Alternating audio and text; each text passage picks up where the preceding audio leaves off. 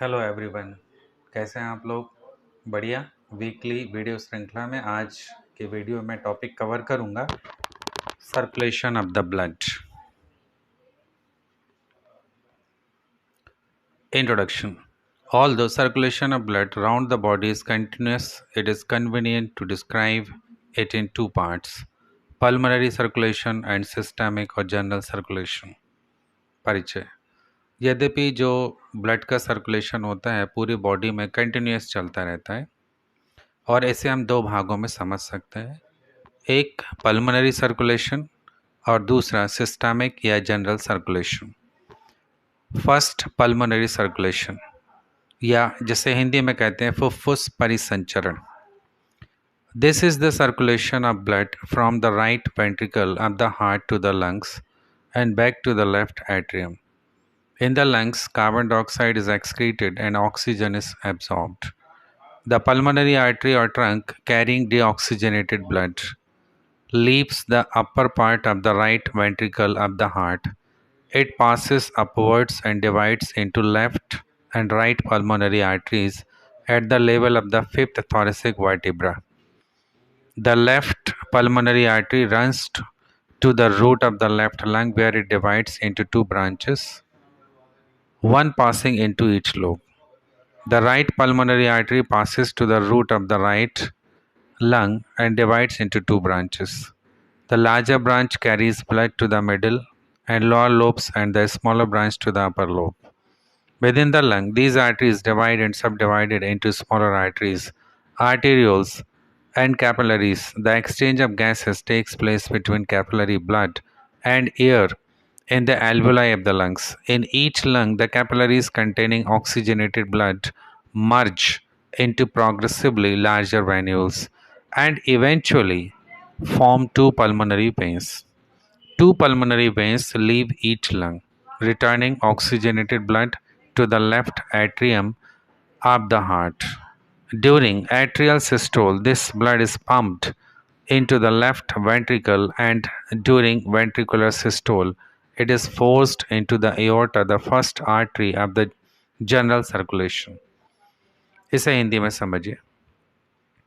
Pulmonary circulation या फुफ्फुस परिसंचरण वह सर्कुलेशन है जिसमें ब्लड राइट वेंट्रिकल से निकलकर लंग्स को जाता है और वापस लेफ्ट एट्रियम में आता है।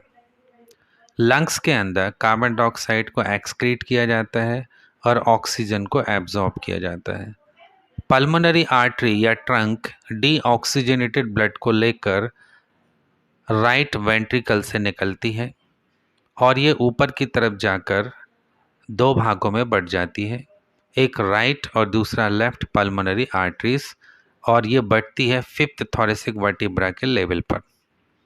लेफ्ट पल्मोनरी आर्टरी जो है लेफ्ट लंग में जाकर के डिवाइड्स होती है और अपनी ब्रांच बनाती है और वन बाय वन अपनी ब्रांचिंग करते हुए लंग्स के अंदर माइन्यूट ब्लड वेसल्स में टर्न हो जाती है। इसी प्रकार राइट पल्मोनरी आर्टरी भी अपने राइट लंग में जाकर डिवाइड्स होकर अपनी सब ब्रांचेस बनाती हैं। सारी ब्रांचेस डिवाइड होकर के एल्वुलाई लेवल पर जाकर कैपिलरी नेटवर्क बनाती हैं जहां पर एक्सचेंज ऑफ गैसेस की साइट होती है। फिर सारे कैपिलरी नेटवर्क आपस में मिलकर छोटी छोटी वेन्यूल्स बनाती हैं। वेन्यूल्स आपस में जुड़कर वेन्स बनाती हैं और प्रत्येक लंग से दो वेन्स निकलती हैं जिनको हम पल्मोनरी वेन्स कहते हैं। ये ऐसी वेन्स हैं जिनमें ऑक्सीजनेटेड ब्लड होता है जो ब्लड लेकर के हार्ट के लेफ्ट एट्रियम को दे देती हैं, जहां से जनरल सर्कुलेशन फिर स्टार्ट होगा।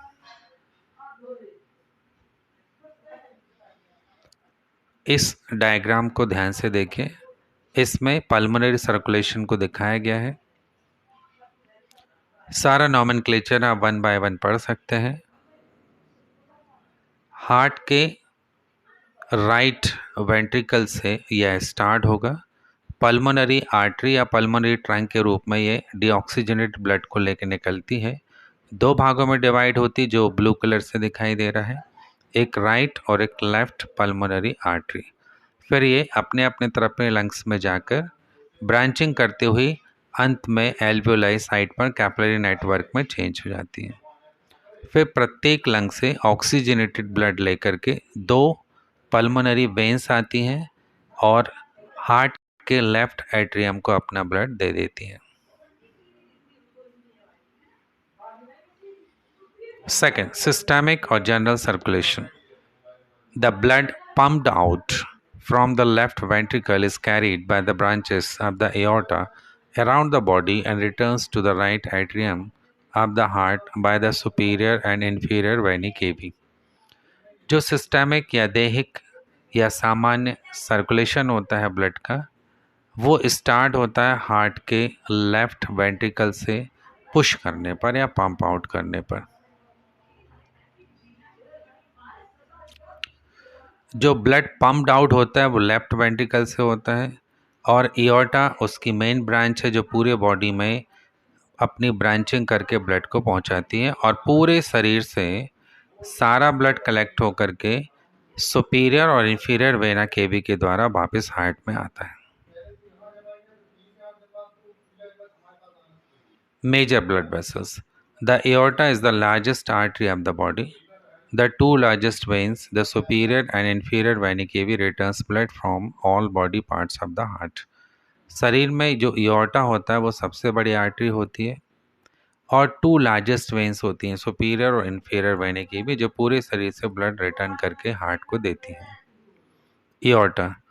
The aorta begins at the upper part of the left ventricle and after passing upwards for a short way, it arches backwards and to the left।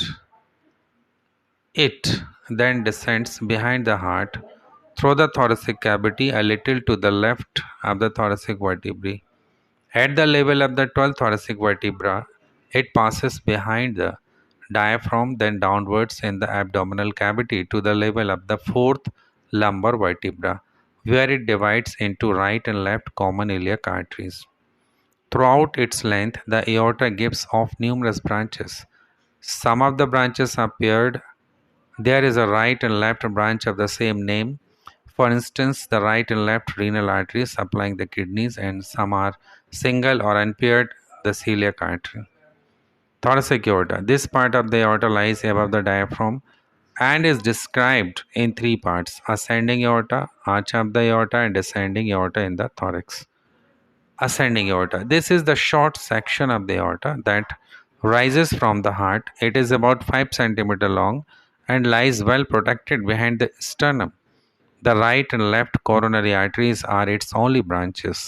They arise from the aorta just above the level of the aortic valve and supply the myocardium। Hindi में समझिए। Aorta या महाधमनी ये left ventricle के ऊपर से start होता है और ऊपर जाते हुए ये आर्च बनाता है और 3 भागों में डिवाइड होता है। आर्च ऑफ एओर्टा में ascending aorta, arch of aorta, descending aorta. जो हिस्सा थॉरिक्स में होता है उसको हम थॉरेसिक एओर्टा कहते हैं और जो हिस्सा डायफ्राम को भेद कर एब्डोमिनल कैविटी में आ जाता है उसको एब्डोमिनल एओर्टा कहते हैं। थॉरेसिक एओर्टा और एब्डोमिनल एओर्टा से दोनों तरफ कुछ पेयर्ड ब्रांचेस निकलती हैं और कुछ अनपेयर्ड ब्रांचेस निकलती हैं। जो असेंडिंग एओर्टा होता है वो ऊपर की तरफ जा रहा है, फिर वो आर्च में डिसाइड होगा, उसके बाद नीचे थॉरेसिक एओर्टा और फिर डिसेंडिंग एओर्टा एब्डोमिनल कैविटी में आ जाएगा, जहाँ पर लंबर जोन में जाकर ये 2 भाग बनाता है, राइट और लेफ्ट कॉमन इलियक आर्टरीज के रूप में, जो नीचे दोनों पैरों को अपनी ब्लड सप्लाई करने के लिए जाती हैं। Arch of the aorta. This is a continuation of ascending aorta. It begins behind the manubrium of the sternum and runs upwards, backwards, and to the left in front of the trachea। It then passes downwards to the left of the trachea and is continuous with the descending aorta। 3 branches arises from its upper aspect: brachiocephalic artery or trunk, left common carotid artery, and left subclavian artery। The brachiocephalic artery is about 4 to 5 cm long and passes obliquely upwards, backwards, and to the right। At the level of the sternoclavicular joint, it divides into the right common carotid artery and the right subclavian artery।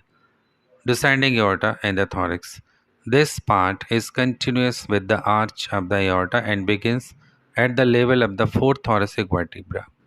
It extends downwards on the anterior surface of the bodies of the thoracic vertebrae to the level of the 12th thoracic vertebra, where it passes behind the diaphragm to become the abdominal aorta. The descending aorta in the thorax gives off many paired branches which supply the walls and organs of the thoracic cavity. Abdominal aorta. The abdominal aorta is a continuation of the thoracic aorta. The name changes when the aorta enters the abdominal cavity by passing behind the diaphragm, the level of the 12th thoracic vertebra. It descends in front of the vertebral column to the level of the 4th lumbar vertebra, where it divides into the right and left common iliac arteries.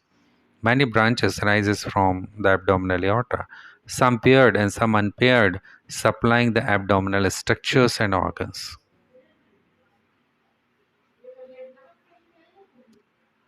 इस structure को ध्यान से देखिए जिसमें पूरा blood supply दिखाया गया है, इसे हम आर्टीरियल सिस्टम भी कहते हैं। इसमें मेजर हमें आर्टरीज दिखाई दे रही है, main aorta and their branches दिख रही हैं। जब हार्ट से निकलता है तो ascending aorta, arch of aorta, heart के पीछे से नीचे जाता हुआ डिसेंडिंग एओर्टा जिसको हम थोरैसिक और एब्डोमिनल एओर्टा, और फिर उसकी ब्रांचेस, दोनों हाथों में जाने वाली, दोनों पैरों में जाने वाली और सिर की तरफ जाने वाली।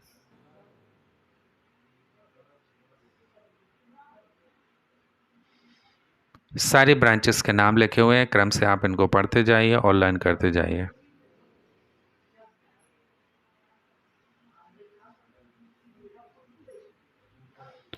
Vena cava. The superior and inferior vena cava are the largest veins in the body and empty blood directly into the right atrium of the heart. The superior vena cava drains all body structures lying above the diaphragm, and the inferior vena cava drains blood from the all structures below the diaphragm. Superior vena cava. This is about 7 cm long and is formed by the union of the left and right brachiocephalic veins. Inferior vena cava. This is formed at the level of the fifth lumbar vertebra by the union of the right and left common iliac veins and ascends through the abdomen, lying close against the vertebral column and parallel to and just to the right of the descending abdominal aorta. It passes through the tendinous portion of the diaphragm into the thorax at the level of the 8th thoracic vertebra as the inferior vena cava ascends through the abdomen, veins draining pelvic and abdominal organs empty into it. ये एक schematic diagram है जिसमें पूरा blood supply दिखाया गया है, कैसे हमारे हार्ट से एओर्टा निकलता हुआ अपनी डिफरेंट ब्रांचेस फॉर्म करता है।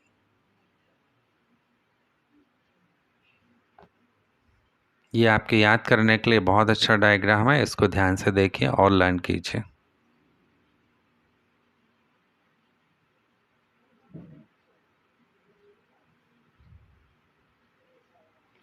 ब्लड सर्कुलेशन पाथवे है।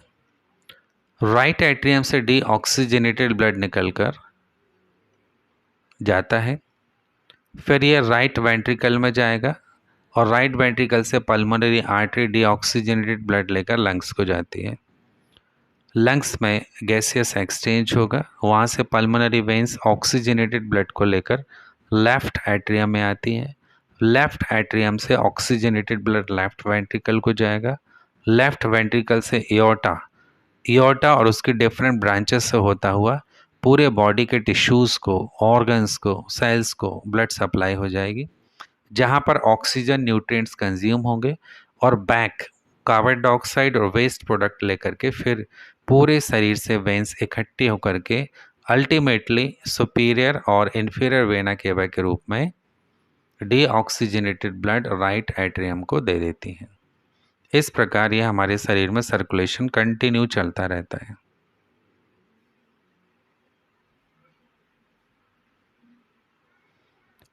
यदि आपको ये वीडियो पसंद आया तो प्लीज़ लाइक कीजिए, अपने ग्रुप में शेयर कीजिए और अभी तक आपने सब्सक्राइब नहीं किया है तो मेरे चैनल को प्लीज़ सब्सक्राइब कीजिए, ये आपके लिए बहुत यूज़फुल है। और कैसा लगा मुझे कमेंट द्वारा ज़रूर बताइएगा। अगले वीडियो में फिर आपसे मिलते हैं, तब तक मुस्कुराते रहिए। नमस्कार।